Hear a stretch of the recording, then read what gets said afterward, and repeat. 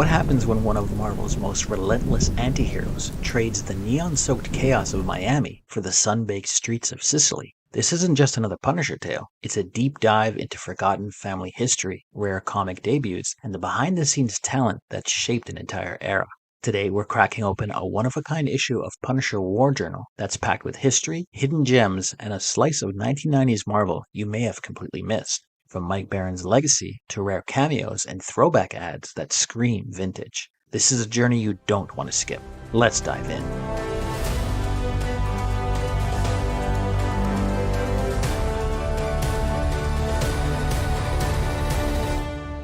Hard-nosed Frank Castle goes back to his Italian roots as he leaves the gritty Miami drug scene behind to lay low for a while. After dispatching a crooked cop who just so happens to be a senator's nephew, Frank makes a beeline to Sicily. Once there, he learns more about his family roots and the long-standing feud between his family and the Basuchos, a local crime gang.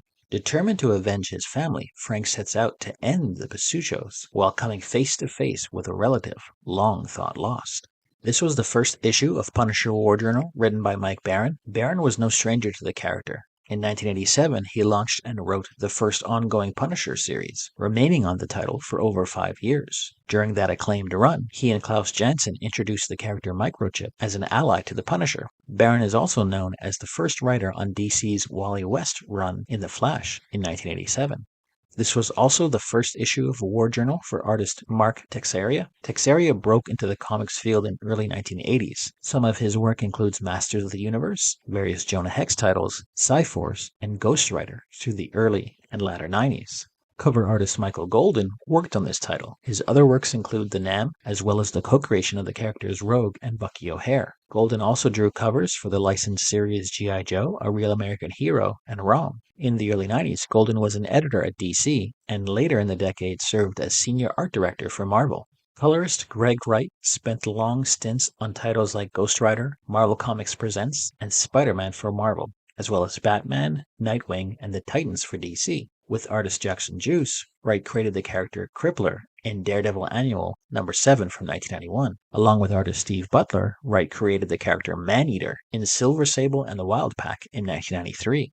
George Roberts Jr. is a seasoned comic book letterer, renowned for his extensive work in Valiant Comics during the early 90s. His precise lettering has enhanced numerous series, including Archer and Armstrong, Bloodshot, and Solar, Man of the Atom. His work is featured in notable crossover events like Deathmate Orange and Deathmate Pink, showcasing his versatility across various titles. Don Daly was the editor of this issue. Daly served as a consulting editor on the G.I. Joe and the Transformers limited series for Marvel. At the time, he was the editor of Marvel's regular Transformers comic. His other comic credits include editing Captain America, The Nam, and Sleepwalker, amongst others. He also did photographic artwork for the cover of the Punisher War Journal, number 36.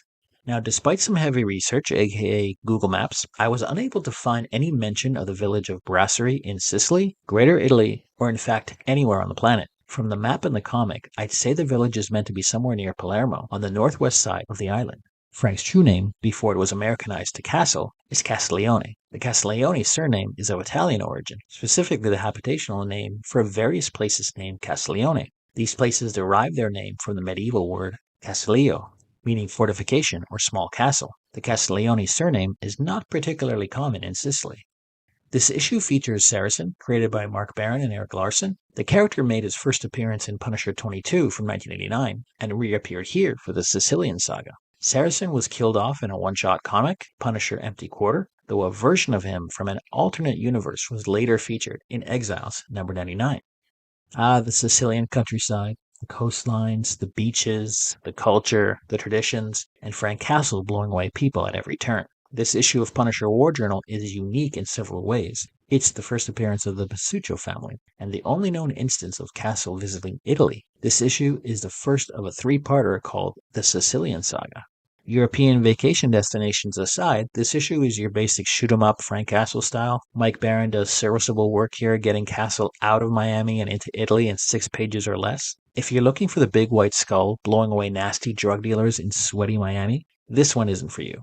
Mind you, there still is a high body count, including flashbacks, but on the whole, this issue sets up our characters and stage for the remainder of the trilogy. Speaking of that, how does the rest of the Sicilian saga end? More shooty, Frank's uncle Rocco and his lover are killed, and Frank frames Saracen for the murder of the senator. I found issues going for about $2.50 on mycomicshop.com and about $4.50 on eBay. Pricecharting.com has mint issues of this comic going for $102.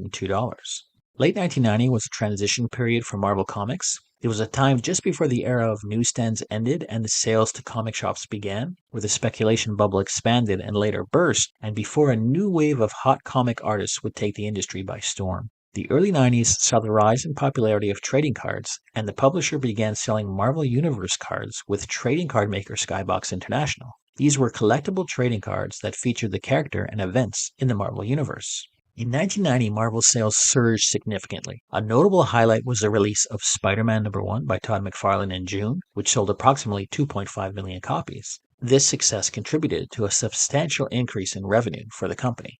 Marvel's financial performance peaked just 1 year later in 1991. The company went public, raising over $63 million through its IPO. Additionally, the release of X-Men Volume 2 #1 became a monumental success, selling an estimated 8.2 million copies, making it one of the best-selling comic books of all time. This period marks Marvel's dominance in the comic book industry, with the company accounting for approximately 66% of all dollar sales at Diamond Comic Distributors in August of 1991.